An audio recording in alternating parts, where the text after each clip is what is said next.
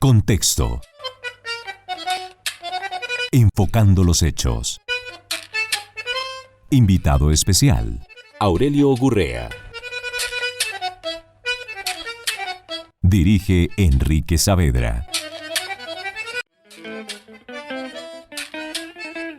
Un saludo cordial a los oyentes de Contexto. El día de hoy nos encontramos con el doctor Aurelio Gurrea Chalé.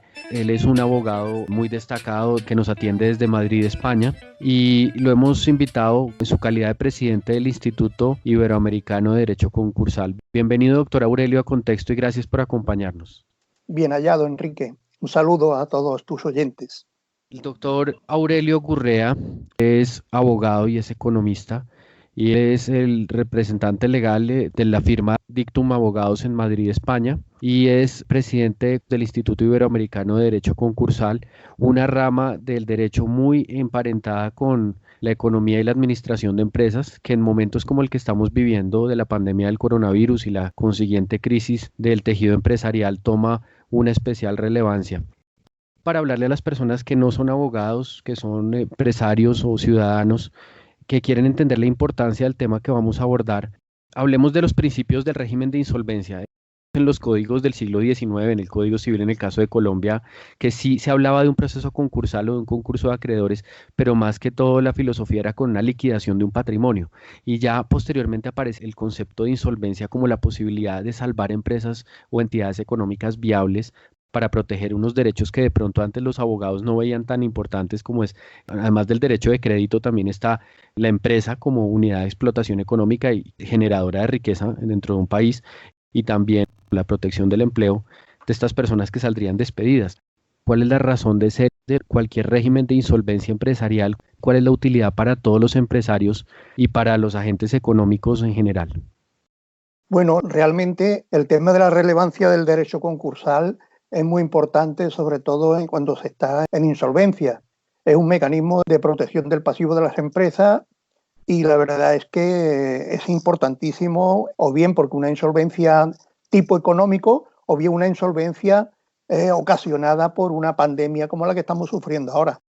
El tema del derecho concursal como mecanismo de protección de las empresas no es algo nuevo. Esto viene ya de la época del Imperio Romano. En la época del Imperio Romano ya se protegían a los acreedores frente a los impagos del deudor, pero esta protección hacía mucho hincapié en el castigo al deudor, más que a su patrimonio, como ocurrió ya con posterioridad en la Edad Media, ¿no?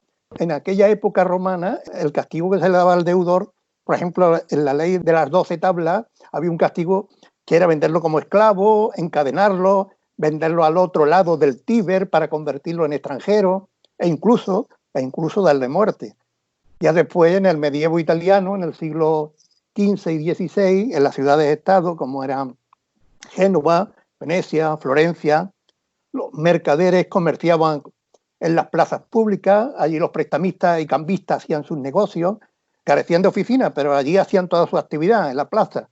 Colocaban una mesa, se sentaban en un banco y procedían a cambiar moneda, a recibir depósitos a cambio de pagar intereses, y a su vez hacían préstamos los que los solicitaban, ¿no? Pero en fin, este trasiego financiero solía tener un final trágico cuando al banquero le faltaba liquidez para seguir trabajando.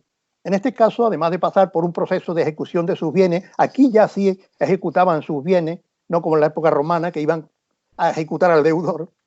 Además de pasar por un proceso de ejecución de sus bienes, las autoridades les obligaban a romper literalmente el banco y la mesa donde trabajaban, para que todos los ciudadanos conocieran la situación en que se encontraban.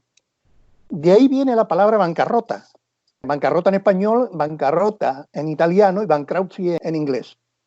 La palabra concurso es posterior y se impuso en algunas legislaciones como sinónimo de concurso, significa concurrencia, reunión de afectados. Proviene, como no, del latín concurrere, que significa correr conjuntamente, y se refiere al tratamiento igualitario que hay que darle a los acreedores frente al deudor común. Esto evita que los más avezados, los más especializados, llamémosle acreedores profesionales, que están especializados en cobros, compran créditos a terceros, se dedican a cobrar a otros y a enfrentarse continuamente a deudores morosos, agredan el patrimonio del deudor. Estos tienen un equipo preparado para la cobranza, le da un plus diferenciado, ¿no? Hay otro grupo, como el grupo bancario o grupo financiero, que cuentan también con grandes asesores jurídicos y equipos de recuperación de pasivos, que suelen estar acostumbrados también a ocuparse bastante del cobro de sus clientes. Bueno, estos son, digamos, los principales. Después están los pequeños acreedores, que tienen menos posibilidades de ejecutar y de cobrar sus créditos. Por eso, el derecho concursal lo que hace es igualar a las tres categorías en una sola. O sea, protege a los pequeños acreedores, digamos, de los más avezados, los más listos, los que tengan mejor asesoría jurídica. Para que no se coja la justicia por su mano, lo que hacen es que este procedimiento iguala a todos los acreedores, para que se realice un reparto equitativo, proporcional e igualitario, y se llegue o bien a un concordato, a un convenio o a una liquidación. Para hablar de esta institución, ¿qué principios vemos los abogados que es novedoso en el derecho concursal moderno, que es, por ejemplo, una desjudicialización, es decir, esa tendencia que hay hacia los procesos que cada vez sean menos formales, menos rigurosos, con menos solemnidades y mucho más encaminados al logro del objetivo que se proponen? En este caso, poder quitar la asfixia temporal que puede sufrir un ente económico o de una vez proteger el derecho de crédito cuando el ente económico ya no es viable antes de que el derecho de crédito de los acreedores se vea en menoscabo. Miremos, por ejemplo, otros que pueden ser la buena fe, es decir, que ya no tiene que estar el juez todo el tiempo, sino simplemente como validador de audiencias y etapas, pero principalmente está un auxiliar privado que está inscrito dentro de auxiliar de la justicia como promotor o liquidador. ¿Qué principios ve usted novedosos frente a los procesos tradicionales Bueno, en los juzgados que ofrece el derecho concursal? en Iberoamérica no se han propugnado los procesos extrajudiciales. Sin embargo, Colombia, en esta reforma que ha hecho con el tema de la COVID-19, sí ha introducido el proceso preconcursal. Y eso es muy positivo. En España hay un proceso preconcursal para llegar a acuerdos, no judicializar los procedimientos que se hacen muy largos y costosos, y además el deudor conserva su patrimonio, es él el que lo administra. En ese procedimiento preconcursal es muy parecido al capítulo 11 del deudor en posesión del Código de Quiebra de Estados Unidos. De ahí que el Código de Quiebra de Estados Unidos esté sirviendo de modelo para muchas legislaciones adaptarse a estos procedimientos preconcursales, ¿no? Pensemos en el empresario que está en este momento asfixiado porque no sé si en otros países, pero por lo menos lo que vemos aquí en Colombia es que él está pagando su nómina no puede ir a trabajar o si trabaja desde casa no produce lo mismo que producía en materia de productividad y sus clientes han bajado notoriamente y él sigue con unos costos fijos y él siente que si no se acoge a un mecanismo de salvamento en el corto plazo, no va a ser viable. Entonces, ¿cómo decirle a la gente? Muchas veces, a pesar de que en Colombia se ha hecho divulgación de estos temas, hay muchas personas que todavía no conocen estas ventajas que ya hablándole al empresario le da el derecho concursal y la posibilidad de renegociar, que muchas veces existe un estigma por los que no son abogados, sino que son administradores, y dicen, no, pero eso me da como una mala, digamos, reputación, ¿no? una mala reputación, un mal precedente comercial. Expliquémosle a la gente por qué es una ayuda realmente y una institución bien importante el derecho concursal. Efectivamente, el derecho concursal, no solamente en Iberoamérica, en España también, supone un estigma. Sin embargo, para muchos países, por ejemplo, los países anglosajones, no suponen estigma, es al contrario. De los concursos que se presentan en Iberoamérica y España, nos doblan o nos triplican o nos cuadruplican en Estados Unidos, en Inglaterra, en Alemania, en Dinamarca, en muchos países, precisamente porque el deudor ve un estigma, una mala reputación, como bien ha dicho usted, en el tema del concurso de acreedores. Y no piensan que el concurso de acreedores es algo que le puede ayudar a financiar su deuda, que le puede ayudar a que no le cobren intereses mientras que espera, que puede ayudar a que pueda solicitar un aplazamiento, como un concordato o un convenio, que además de no cobrarle intereses por este concordato, le aplazan la deuda e incluso pueden llegar a otra figura dentro del procedimiento concursal, que es la quita. La quita es, digamos, la rebaja que le hacen los acreedores al deudor a cambio de que le pague por lo menos lo que ha prometido pagarle. Si dice que acuerda una quita de un 30%, pues el 70% que se ha acordado en pagar que lo pague, ¿no? Y esa es la ventaja que tiene el procedimiento concursal, Primero, paraliza las ejecuciones singulares de cualquier acreedor, que es lo que hemos llamado antes a los acreedores más listos y más avesados, de los que no lo son tanto, no porque no sean listos ni avesados, lo que pasa es que no tienen la infraestructura de cobro que tienen los otros. Y además de evitar las ejecuciones singulares, no se devengan intereses, puede pedir un aplazamiento a un tiempo concreto, que es lo que se llama espera, y además puede hacer la quita, que es lo que se llama la rebaja que le hace el deudor a sus acreedores. Y eso no es malo. Cuando uno tiene una situación de insolvencia absolutamente fortuita por un incendio, cualquier riesgo que haya acontecido, un terremoto, y como en este caso una pandemia, pues tendrá que acudir a algún procedimiento que le permitan que sus acreedores no se lleven su patrimonio de mala manera. Esta pandemia que ha afectado a todo el mundo. En el caso de Colombia, nosotros tenemos un sector informal muy grande, es decir, hay muchos empresarios que apenas figuran como persona natural comerciante porque no tienen regularizado su establecimiento de comercio. La mitad del sector de la economía que sí es formal, el 90% son MIPYMES. En el caso de España, que sufrió una crisis tan tremenda y aterradora con el COVID, uno pensaría que un país europeo que tenga más formalizada su economía, pues estuvo más preparado para resistir. Pero ¿cómo fue ese caso de las MIPYMES y de las empresas españolas? ¿Vieron mucho cierre de empresas? ¿Vieron una situación de absoluta demanda de régimen de insolvencia por parte de los empresarios? Bueno, la verdad es que como el régimen de insolvencia obligatorio, porque el régimen de insolvencia en España es obligatorio, se ha pospuesto para el 31 de diciembre de 2020, lo que ocurre es que las empresas pequeñas no están presentando concursos de acreedores, ni siquiera están presentando acuerdos extrajudiciales de pago. Sí, las MIPYME personas físicas, la persona física de la tienda, el trabajador autónomo, por decirlo de alguna forma, sí están presentando algunos acuerdos extrajudiciales de pago. Están solicitando la mediación, esa mediación que ha implementado Colombia a través de las cámaras de comercio. Sí, se están presentando algunos, ¿no? Ha aumentado, pero el tema de concurso de acreedores judicial, porque el concurso, como decía, en España es judicial, apenas ha aumentado. Ha aumentado, pero todo el mundo está esperando a la obligatoriedad de presentarlo, y esa obligatoriedad va a ser el 31 de diciembre. La verdad es que la pandemia ha hecho una mella tremenda en España. España es un país que vive mucho del turismo. España se basa, la mayoría de su negocio con el resto de países es el turístico, tiene zonas que están muy reconocidas a nivel turístico en todo el mundo. España tiene un patrimonio cultural muy importante, que no solamente es el turismo de verano o el turismo, digamos, de playas, sino también el turismo histórico, artístico, cultural, y eso se ha resentido.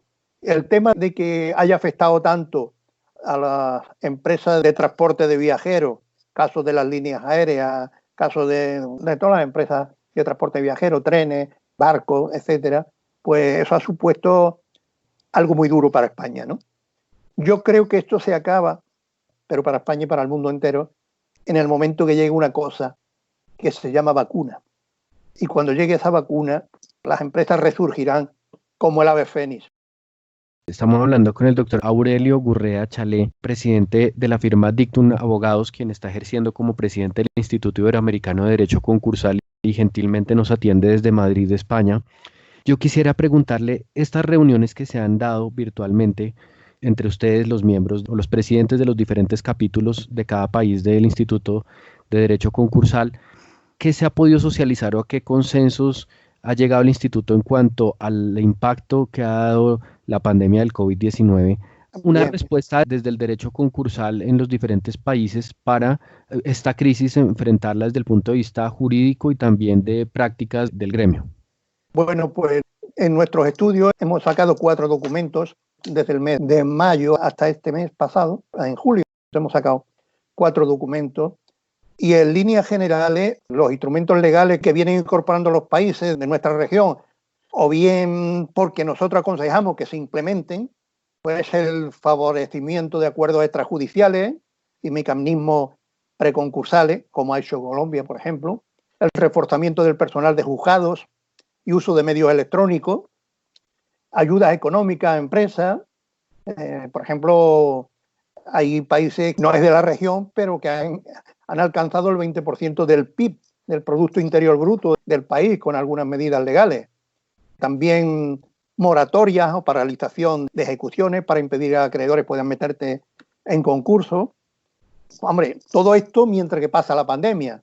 Después también ayuda financiera a empresas en concurso, aunque esto se prohíbe en algunos países, para así potenciar la capacidad del derecho concursal y permitir la financiación de empresas por la prioridad que obtiene la financiación postconcursal. Todo el mundo sabemos, sobre todo los acreedores, que para financiar a un deudor que esté en concurso es muy complicado. Es muy complicado, pero hay muchos países que ya lo han implementado y le dan una garantía de cobro por encima del resto de los acreedores concursales. Por ejemplo, si una empresa está en concurso y se le presta dinero, ese dinero, que se llama el fresh money, el dinero fresco, ese dinero tiene una preferencia de cobro con respecto al resto de los acreedores concursales. Eso es lo que llamamos la ayuda financiera a empresas en concurso, que, como he dicho antes, algunos países lo tienen prohibido, cosa que para mí está mal. Debería de implementarse, y a esos acreedores que financian a la empresa para que continúe y además pueden pagarle al resto de acreedores anteriores, pues habría que ayudarle a que eso estén recogidos en las leyes. Después también incentivos fiscales a acuerdos extrajudiciales.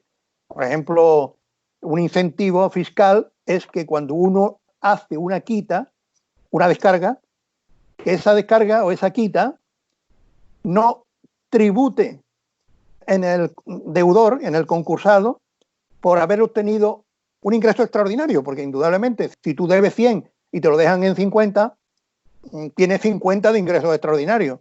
Y eso tributa en algunos países. Pues bien, en España tributaba, pero ha habido un cambio no legislativo, más bien doctrinal. El Tribunal Supremo ha dicho que eso no debe de tributar como venía reclamando la agencia tributaria. Eso es también un incentivo fiscal. O sea que si unos acreedores hacen una quita, que esa quita que se hace en un concurso no suponga un incremento patrimonial para el concursado, aunque realmente lo es. Porque si debe 100 y ahora debe 50, realmente es un incremento patrimonial.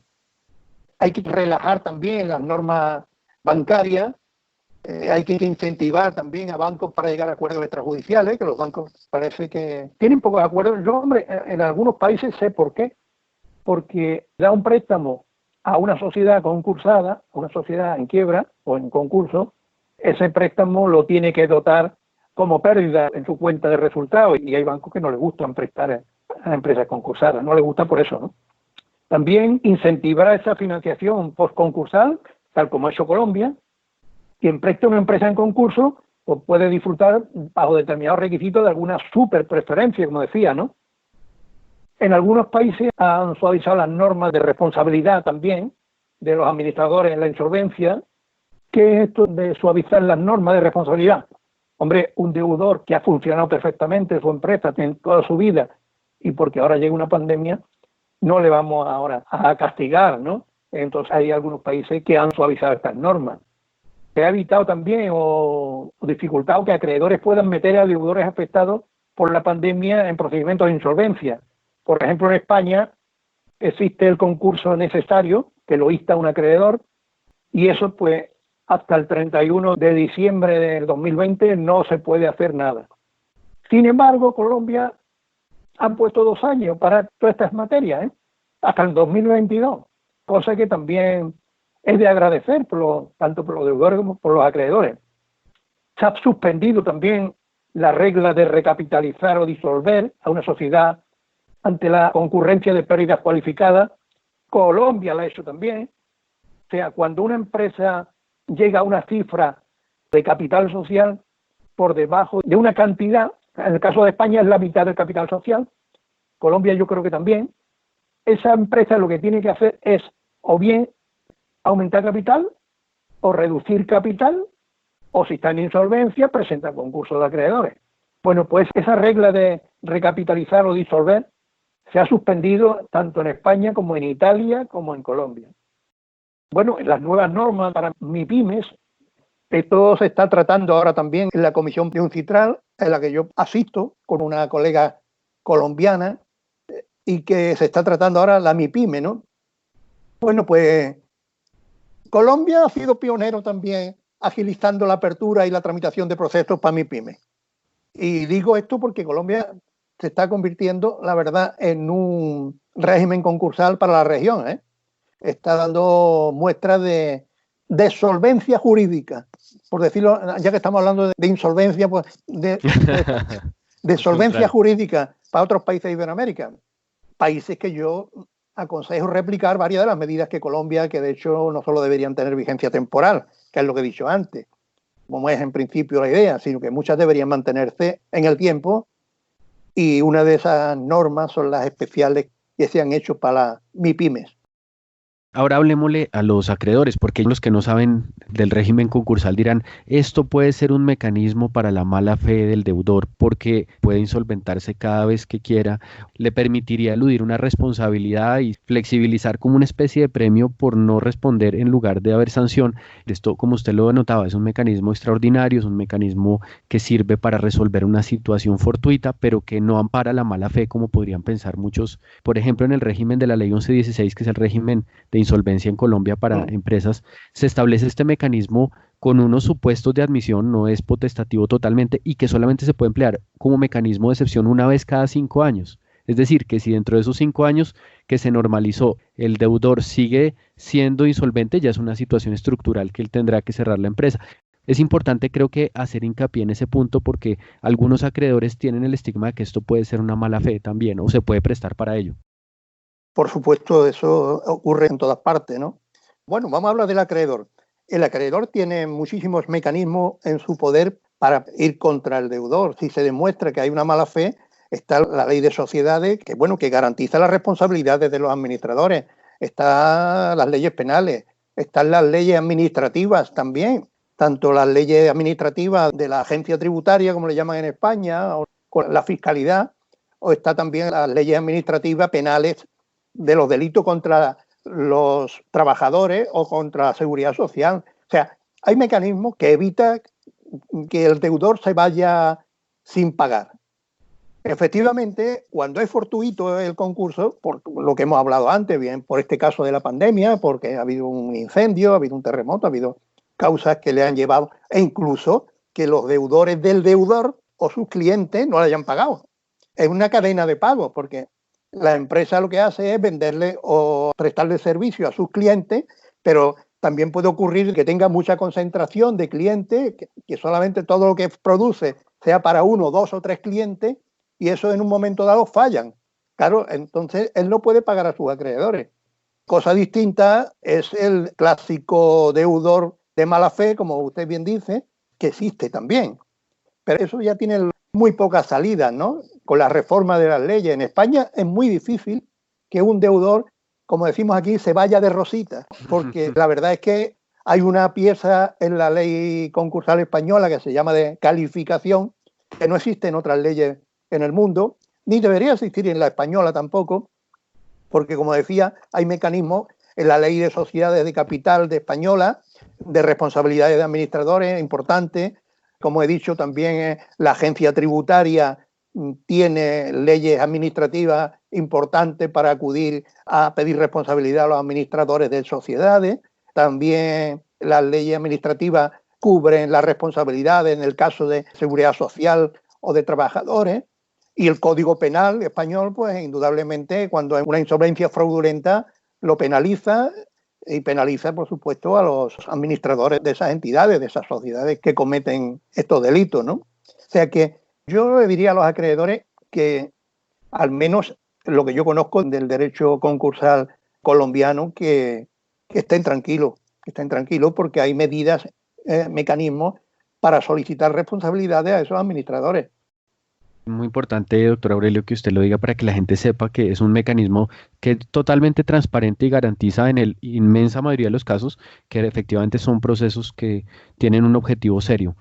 En Colombia tenemos la ley 1116 que en el proceso de liquidación establece algo muy particular que hasta donde se no ha cambiado, y no sé si eso tan curioso también se acumula a otros países, y es que en el proceso de liquidación judicial, cuyo objetivo es realizar la masa de bienes para pagar ordenadamente las deudas, terminaba finalmente en un acuerdo de adjudicación o termina en un acuerdo de adjudicación y no en un acuerdo de liquidación propiamente, que es que el liquidador realice o vuelva a sumas líquidas de dinero esos bienes. Tal vez lo hizo la ley en pro de ser más ágil y ser más rápida, en no contemplar una etapa de venta de activos, pero definitivamente resultó antipráctica, resultó para muchos críticos engorroso. Piensa uno en desmedro de los acreedores porque son bienes que no son útiles, que tienen un costo administrativo, que se deprecian y que el acreedor finalmente no está interesado en recibirlo, sino en dinero. No sé si ese de pronto error, por lo menos en mi opinión, también pasó en otras legislaciones, que en el proceso de liquidación no termine con una enajenación de activos y pago de sumas líquidas, sino solamente se dio el camino de la adjudicación de activos. Pasa en algunas legislaciones, sí. En España está prohibido. En España, cuando se hace un convenio, un concordato, hay que pagar o ir a liquidación. O sea, o una cosa o la otra. Eso de pagar con adjudicaciones de bienes no está permitido. Sin embargo, yo sí propuse una vez un convenio donde en igualdad de condiciones para todos los acreedores le permitía cobrar con bienes comerciales de la empresa. Vamos, yo decía, el que quiera cobrar en un plazo de 6 meses puede cobrar en artículos A, B, C y D que tengo en existencia en la empresa. Pero claro, eso lo abría yo a todo el mundo, con lo cual había una igualdad de trato a todos los acreedores. El que quería cobrar en artículos de la empresa, pues lo podía hacer en el plazo de 6 meses. El resto tenía un plazo más largo para cobrar, porque, hombre, habría que realizar esos activos para poder pagar. Pero lo que es pagar por adjudicación de bienes raíces, de activos, como por ejemplo en inmuebles, mobiliarios y tal, no está permitido. Claro, y lo que uno pensaba es que siempre es una opción la adjudicación, quiero decir, la dación en pago, pero siempre tendría que ser como una segunda opción, ¿no? Si Claro, definitivamente no hay posibilidad de liquidarlos. efectivamente, eso es una segunda opción. Y habrá acreedores que no lo quieran, como usted bien ha dicho, ¿no? Habrá acreedores que usted, yo para qué quiero este mueble viejo que no sirve para nada, ¿no? Doctor Eso no. Aurelio, hablando un poco de los regímenes de insolvencia, porque hablamos del régimen comercial para persona comerciante, pero hay otros regímenes que son excepcionales, pero son varios, por ejemplo, el de las entidades financieras, el de la persona natural no comerciante, tenemos el de, por ejemplo, el sector solidario, tenemos el de las entidades prestadoras de servicios de salud. En Colombia me imagino que en los países también tienen sus regímenes excepcionales. ¿Para usted se justifica o podría haber una gran legislación o normatividad marco que aglutine a más sectores? Tal vez uno entenderá que el financiero podría tener una lógica distinta, pero ¿usted cree que puede haber una normatividad omnicomprensiva o está bien esa diferenciación de regímenes en materia de insolvencia? Hombre, la mayoría de los países, sobre todo en el caso de entidades financieras, digamos, de bancos, para que nos entienda todo el mundo, tienen un doble régimen, ¿eh? Principalmente se basan, para tratar de salvar a la entidad financiera, en un régimen administrativo que lo controla, digamos, el órgano de control de bancos, ¿no? En el caso de los bancos centrales o bien las comisiones nacionales del mercado de valores. Este procedimiento administrativo lo que trata es de rescatar de alguna forma a la entidad financiera, al banco, porque claro, el sacrificio que supondría llevar un banco a la quiebra, la cantidad de acreedores que tiene un banco sería tremendo, ¿no? Y de hecho ha pasado, Existe también la quiebra de los bancos, o sea, no solamente el procedimiento administrativo, por eso digo hay uno doble. En España yo he visto rescates de bancos y he visto también llevar bancos a concursos de acreedores o a la quiebra. Pero claro, son bancos pequeños. Para los grandes bancos hay un procedimiento administrativo que es para rescatarlo y yo creo que ese es muy bueno y eso lo tienen casi todos los países, ¿eh? O sea, que no se podría hacer una legislación, hombre, todo se puede hacer, ¿no? Pero no se debería hacer una legislación concursal para todo. Sin embargo, para llevar un banco a la quiebra sí sirve la misma legislación concursal que para el resto, tanto en Estados Unidos como en Colombia, como en cualquier país. O sea, para llevarlo a la quiebra al banco es la misma legislación que para llevar a cualquier empresa. Pero a la hora de rescatarlo, a la hora de lo que se puede hacer para las empresas en un concordato, que sigue siendo la ley, esa ley concursal, Ellos tienen una ley distinta, una ley puramente administrativa, controlada por su banco central o su órgano de control, ¿no? Hay una pregunta que tiene que ver con la jurisdicción en estos procesos y lo vimos aquí en Colombia. La Superintendencia de Sociedades viene trabajando con mucha seriedad, mucha efectividad en estos procesos, mucho conocimiento técnico de la empresa, que eso es clave en un proceso de insolvencia. En la Cámara de Comercio también como asistente tiene ese conocimiento. En el caso de los juzgados, porque en Colombia, y me imagino que en los demás países también, el juez del concurso es tanto un juez de la República como una entidad administrativa que presta servicios judiciales. Realmente el juez es visto como de segunda categoría en este tipo de procesos porque no es el que conoce el asunto y no es la persona más fiable de pronto para buscar el objetivo de la insolvencia. Y en Bogotá todas las empresas o casi todas se presentan es ante la superintendencia y como la superintendencia no es un ente desconcentrado sino que está en Bogotá, le toca a las demás ciudades, como no hay superintendencia, presentarse ante un juez aunque no lo quisieran. Yo no sé si ustedes pensarían que efectivamente el funcionario administrativo obrando como juez es mucho más idóneo y tendría que, en lo posible, inclinarse hacia que la jurisdicción se lleve a ese funcionario. ¿O les parece que es equivalente un juez de la República con una determinada preparación que estos funcionarios de la superintendencia?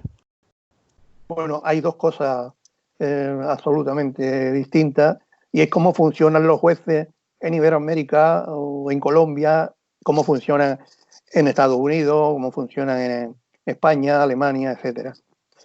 Si todo el mundo tuviera una superintendencia de sociedades como la que ha tenido Colombia en estos 10 últimos años, optaría por una superintendencia. ¿Por qué? Porque desjudicializa a los juzgados, que son siempre más problemáticos, tardan mucho en resolver los problemas. Pero también digo una cosa, es que los jueces de los juzgados que llevan los concursos en España, en Francia, en Italia, en Estados Unidos, son jueces especialistas en quiebra. En España tienen que hacer un examen de especialización para ser juez de lo mercantil, que se llama en España el juez. Los jueces de quiebra de Estados Unidos son súper especialistas. Bueno, algún amigo mío está en el Instituto Iberoamericano, como el profesor Carlos Altieri, juez de quiebra de los Estados Unidos, y también el juez de quiebra de Delaware, que tiene allí las más grandes empresas en su territorio, pues es un súper especialista. Bueno, y hay muy buenos jueces de quiebra en Estados Unidos, en Francia, en Alemania, en España. Sin embargo, hay otros países iberoamericanos que no tienen esa especialización. Y en contra, pues tienen organismos administrativos que sí la tienen, ¿no? Pero bueno, yo optaría por la especialización tanto de unos como de otros. Indudablemente, especialización de jueces de quiebra y especialización de órganos administrativos que se dediquen a las quiebras. Es muy importante esta agremiación profesional como es el Instituto Iberoamericano de Derecho Concursal. Miraba en la página de ustedes que fue creado en el año 2005 en Barranquilla, tiene su sede permanente en la Ciudad de México y fue creado por iniciativa de un colombiano, Jesús María Sanguino Sánchez, que fue un concursalista de mucha tradición en Colombia, vivió largos años y ya ha muerto. ¿Qué utilidad le ofrece a todos estos profesionales? También me imagino para las empresas y los propios estados, que haya una instancia académica, profesional y también que busca estandarizar instituciones legales en materia de derecho concursal. Yo creo que a nadie se le escapa que vivimos en un mundo globalizado en muchos aspectos. Los países se venden unos a otros mercancías, servicios, cultura, ocio. Y lo más importante es que intercambian conocimiento. Hoy es fácil de ver a profesores de cualquier lugar impartiendo clases en los países más lejanos y profesores de países lejanos impartiendo clases en los nuestros. Y también existen organismos internacionales que tratan del derecho mercantil o del derecho comercial, como le llaman ustedes, ¿no? Que entiende del tráfico económico internacional de las empresas. En las Naciones Unidas, y permitidme que entre un poco en algo que no quería entrar, en tecnicismos terminológicos, pero es importante para conocer el tema de la importancia de la agremiación, explicar esto, ¿no? En las Naciones Unidas existe una comisión para el derecho mercantil internacional conocida como UNCITRAL. Y esta comisión está encargada de elaborar diversos textos legislativos, ¿no? Por ejemplo, convenios o convenciones, leyes modelos, guías legislativas y disposiciones modelos. Las convenciones o convenios son vinculantes para los países miembros, mientras que las leyes modelos, las guías legislativas, las recomendaciones y las disposiciones modelos no son vinculantes, pero sí sirve para armonizar la legislación de los distintos países. En la Unión Europea también emite directivas la propia Comisión, que son resoluciones que tienen que ser incorporadas. Aquí sí, aquí son vinculantes porque estas directivas tienen que ser incorporadas a las legislaciones locales, ¿no?, de cada uno de los países miembros, y además de forma vinculante.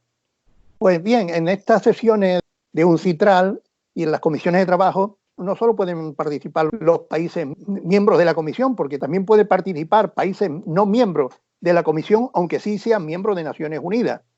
Y también permiten participar como observadores a ciertas organizaciones internacionales y regionales especializadas en la materia que se vaya a analizar. Por ejemplo, en el tema del derecho concursal, bueno, pues ahí está el Instituto Iberoamericano de Derecho Concursal, cuando se debate sobre derecho concursal, juntamente con otras organizaciones internacionales de abogados, de contadores o de académicos, ¿no? Por tanto, lo que decía, la agremiación internacional, en este caso de profesionales del derecho y de la economía, que es el caso del Instituto Iberoamericano de Derecho Concursal, no solo es importante porque aporta su experiencia y conocimiento en la elaboración de documentos que, como todos sabemos, van a aportar los miembros de los distintos capítulos del instituto a sus países, ¿no? Como usted bien dice, el instituto data de 2005, efectivamente, fue en una ciudad colombiana, Barranquilla. El primer presidente fue Jesús María Sanguino Sánchez, quien vivió toda su vida en Cali.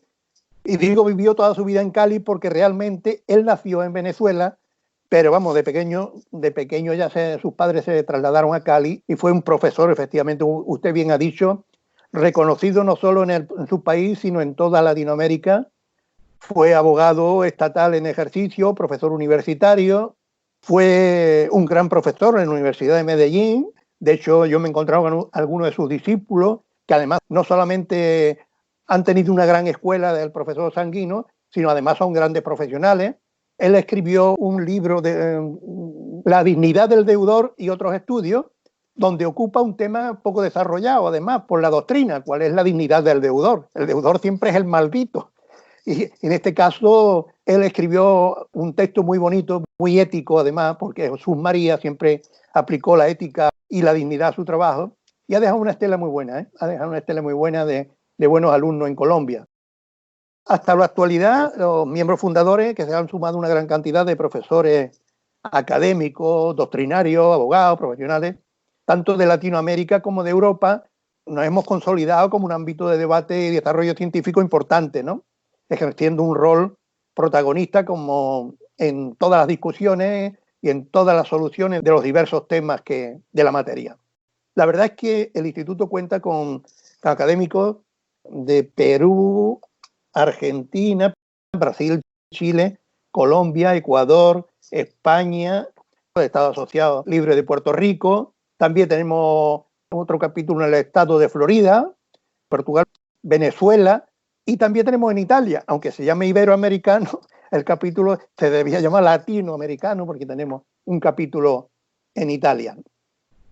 ¿Cómo ve usted las instituciones jurídicos legales de derecho concursal en España comparados con los de Latinoamérica? Ustedes que están en el entorno de la Unión Europea, ¿qué cosas ven? O hablemos de algunos, uno o dos instituciones que están particularmente más evolucionados, porque la integración europea está mucho más avanzada que la integración latinoamericana. Por ejemplo, en materias, me imagino como la insolvencia transfronteriza y otras instituciones, por ejemplo, la cooperación, ¿no?, judicial en este tipo de procesos. ¿Qué diferencias ve usted desde allí, desde España, desde Madrid, con la evolución frente a lo que nosotros en América Latina podríamos adoptar del entorno de ustedes de integración europea? Yo creo que en el ámbito del derecho internacional casi todos los países es muy parecido. Tenéis en Colombia el ejemplo de Avianca. El ejemplo de Avianca porque se ha presentado en Estados Unidos, porque el derecho internacional funciona. Y funciona porque todos los países pertenecen a las Naciones Unidas, la Comisión de Naciones Unidas para el Derecho Comercial, Derecho Mercantil. Hay una gran armonización, Las directivas de la Unión Europea son muy parecidas también a las recomendaciones que hacen las Naciones Unidas. O sea, en el derecho internacional no veo yo grandes diferencias. Ahora, en el derecho local, pues sí las veo. También España está muy parecida a Hispanoamérica, en todos los aspectos. Sin embargo, el sistema anglosajón es mucho más avanzado. El sistema anglosajón es mucho más avanzado y por eso Colombia ahora mismo ha implementado el tema de los acuerdos extrajudiciales de pago basado en el derecho anglosajón, o en el crowdfunding, que también es muy importante, en el derecho de quiebra de los Estados Unidos, que también lo ha implementado Colombia. En fin, yo creo que los países iberoamericanos y con España estamos prácticamente en la misma línea. Yo no diría bien. Hay muchas cosas que mejorar, tanto en España como en Iberoamérica. Hay que aprender de los países anglosajones, hay que aprender de Singapur, que es un país pequeñísimo, pero que está el primero, segundo, tercero en todo, ¿no? En el mundo. Y en el tema del derecho concursal está también a la cabeza. Hay que aprender también de países como Australia. En fin, hay una serie de países. Canadá también tiene una gran legislación. En fin, hay que aprender de países y desgraciadamente para nosotros de habla inglesa. Mirando el derecho comparado de estos países que se han adherido al instituto, sus legislaciones son coherentes, consistentes para prestar la cooperación internacional. Por ejemplo, yo le ponía el caso de la insolvencia transfronteriza, ahora que usted habla de la globalización de los negocios y que las empresas tienen su casa matriz en un país, pero tienen sus filiales en otros varios, y allí se necesita mucho la cooperación. ¿Usted cree que los que son ahora miembros del instituto tienen los mecanismos en su legislación suficientes para garantizar esa cooperación para los acreedores, cooperación, digamos, en insolvencia transfronteriza, o falta en algunos fortalecer la legislación, tal vez actualizarla en ese sentido? Me voy a dedicar solamente a los países iberoamericanos y me voy a referir a 3 grupos de países. El primer grupo, que es un único país, no existe el derecho mercantil, o sea, no existe el derecho comercial y como consecuencia tampoco existe el derecho concursal. Llamémosle Cuba. Después hay otro segundo grupo de países donde existe, pero muy antiguo y está disperso en varios textos, ¿no? Podemos llegar al caso de Costa Rica, que sigue todavía con el viejo Código Civil, el Código de Comercio, el Código Procesal Civil, y si bien en el año 2019 mandó a la Asamblea Legislativa un proyecto de ley concursal, pero todavía no se ha llevado a efecto, no está en vigor, ¿no? Otro país con los códigos muy antiguos, el Código de Comercio de 1862, es Venezuela, que además de sus problemas políticos, digamos, pues tiene este problema también de quiebra. En la legislación venezolana se llama el atraso y la quiebra, que es lo que antiguamente se llamaba en España la ley de suspensión de pago y la quiebra. Bueno, pues aquí es el atraso y la quiebra. Ya digo, de 1862. Ecuador está dando grandes pasos en el tema societario.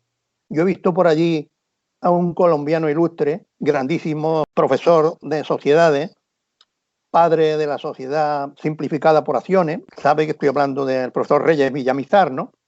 Yo he visto al profesor Reyes Villamizar, ilustre colombiano, en Ecuador dando conferencias, y la verdad es que tener a un profesor de estas características en un país, la verdad es que llama poderosamente la atención. Bueno, la legislación ecuatoriana, también con la colaboración de profesores como el profesor Reyes Villamizar, pero usted tiene también una ley de concursos preventivos que es también un poquito antigua, es del año 1938.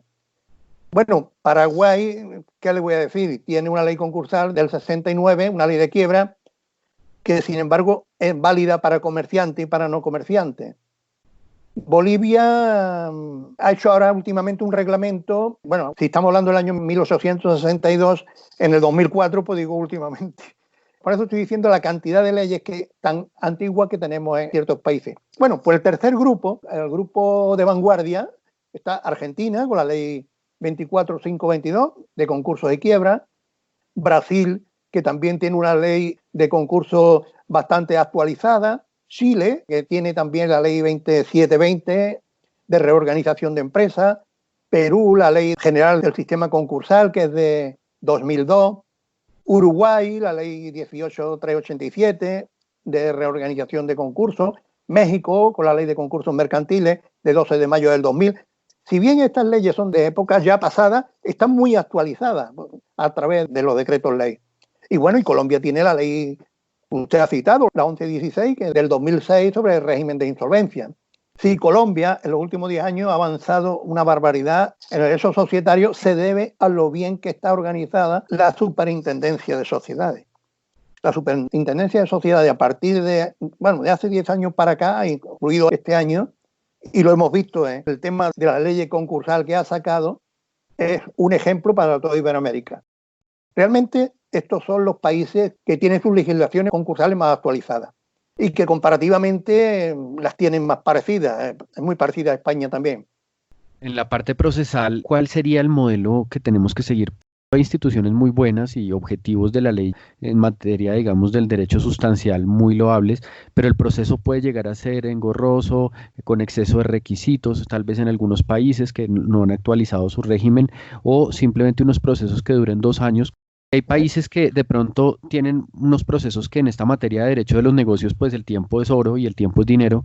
Ya en materia procesal, ¿cuál sería el modelo que los demás países podrían mirar y seguir para tener procesos, además de desjudicializados, tener procesos expeditos? Yo ahora mismo, con toda sinceridad, para proceso expedito, la reforma que ha hecho Colombia. Es una reforma en el tema de acceso expedito, es una especie de fast track que permite cruzar un filtro de control de forma ágil y preferente. La admisión más flexible, ha flexibilizado también el pago de pequeñas deudas, ha flexibilizado los pagos, permite la capitalización de pasivos. Capitalización de pasivos, para el que no lo entienda, es la gente que son acreedores pueden a su vez convertir ese pasivo en capital de la propia sociedad deudora, ¿no? Las descargas de pasivos, las descargas es lo que yo he llamado ante las quitas. Se suspende la liquidación por adjudicación, se establece moratoria por acuerdo de reorganización, se implementan nuevos mecanismos de salvamento de empresas en estado de liquidación inminente. Y creo que para mí lo más importante que ha hecho Colombia, y que lo hemos comentado todos los colegas de los distintos países, yo creo que para mí lo más importante ha sido la implementación de los procedimientos preconcursales, que es lo que le anticipaba antes, como la negociación de emergencia de acuerdos de reorganización, los NEAR, para los deudores afectados por la COVID-19, la negociación de los afectados por la pandemia, tanto los incluidos en la ley 1116 como los no incluidos y que no están sujetos a un proceso recuperatorio o que no cuenten con uno. Estos podrán negociar con sus acreedores un procedimiento de recuperación empresarial, el PRE, de mediación, organización, que lo hacen las cámaras de comercio. Yo creo que esto es una especie de desjudicialización del procedimiento, sacarlo, que es lo que yo decía antes cuando hablaba de los acuerdos preconcursales, sacarlo del juzgado y dárselo a unos mediadores, ¿no? Sean las cámaras de comercio, sean notarios, sean registradores de la propiedad, o sea, en fin, podríamos sacarlo así. Creo sinceramente que esta medida de implementación de los procedimientos preconcursales se quedará, no sé si estoy diciendo algo que a lo mejor después me dicen, oiga, pero no se quedó. Pues yo creo que se quedará cuando termine la pandemia en Colombia, porque ya en muchos países están establecidos estos acuerdos prejudiciales o preconcursales por su flexibilidad a la hora de llegar a acuerdo con los acreedores, sin la rigidez de un proceso judicial o un proceso administrativo, ¿no? Porque en Colombia, por ejemplo, en principio es el proceso administrativo, que es el que lleva la superintendencia de sociedades. Para nuestros oyentes, el doctor Aurelio Gurrea se está refiriendo a las novedades que nos ofreció el decreto 560 del 2020, que fue dictado por el gobierno colombiano bajo la emergencia económica que estamos viviendo, y efectivamente tiene innovaciones que son bien interesantes. Hemos conversado con el doctor Aurelio Gurrea Chalé. Él es el presidente del Instituto Iberoamericano de Derecho Concursal, representante de la firma Dictum Abogados en Madrid, España, quien nos ha atendido a esta hora. Muchísimas gracias, doctor Aurelio Gurrea, muy productivo este diálogo y ojalá mucha gente que nos escuche se interese por ver estos institutos jurídicos del derecho concursal como un posible alivio económico a la situación de las empresas. Esperemos que hayamos convencido a uno de nuestros oyentes, porque realmente el derecho concursal ayuda a las empresas en el momento que hay una insolvencia fortuita, en el momento que tiene una falta de liquidez provisional, en el momento de que ha acontecido una desgracia, como es el caso de ahora, la pandemia, el terremoto, el incendio, en fin, que vean el derecho concursal como lo que es realmente, un derecho para que las empresas puedan continuar. Convirtamos mejor el derecho concursal en hospital y no en cementerio. Aquí termina Contexto. Hasta la próxima.